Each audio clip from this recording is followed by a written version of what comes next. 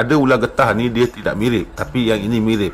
Contohnya macam ni, ini adalah coral snake ataupun ular karang dan hanya terdapat di sebelah timur Amerika lah. Dan ini adalah monocle cobra. Monocle cobra ni hanya terdapat di belah-belah Thailand ataupun di Malaysia Barat. Untuk di Kepulauan Borneo di Malaysia Timur tidak terdapat spesies ini.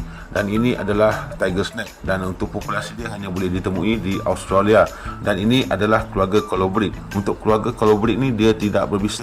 Dia ada dua, ada berbisa menengah, ada yang tidak berbisa seperti cosnake. Cosnake banyak orang pelihara lah. Untuk yang berbisa itu gantung kepada antibody individu itulah. Jadi kalau individu itu sakit, kalau kena gigit dengan ular yang harmless, sangat berisiko sekali. Tapi untuk orang sihat, bisa dia tidak ada apa-apa efek. Ini adalah keluarga elapid. Macam yang ni tiger snake, monocle cobra yang boleh ditemui di Australia. Dan untuk dia ni sebelah timur Amerika. Orang sering confuse dia dengan ular susu. Ular susu ni keluarga colobrid sebenarnya, colobridae, dan dia tak mempunyai bisa. Dan jadi dekat US banyak orang salah identify.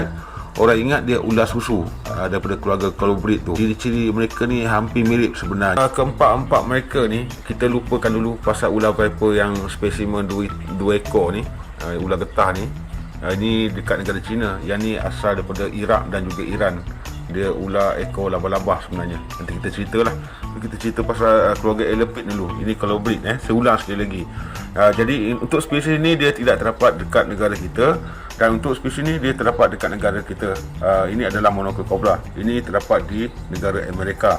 Dan untuk yang ini di Asia Tenggara kita memang memiliki spesies ini. Kecuali Malaysia Timur, Kepulauan Borneo, kita tidak memiliki ular ini. Kita cuma ada spitting cobra genus Najas sumatrana. Monocle cobra ni dia ada corak di belakang hood dia, seolah-olah seperti mata di bahagian belakang dia ataupun di belakang hood dia. Untuk Najas sumatrana, ular menyembur ni untuk kita identify dia tidak mempunyai corak di bahagian belakang dia. Itu cara untuk kita identify yang mana ular menyembur dan juga tidak menyembur. Untuk di semenanjung Malaysia dia ada dua-dua spesies itu.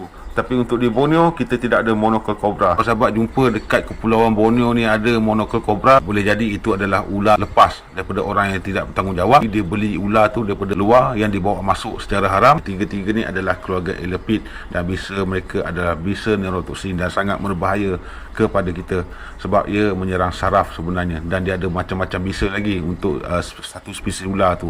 Dia ada necrotoksin, cytotoxin. Dan untuk bisa ular viper ni, bisa dia adalah hemotoxin dan ada lagi beberapa campuran bisa daripada ular viper ini.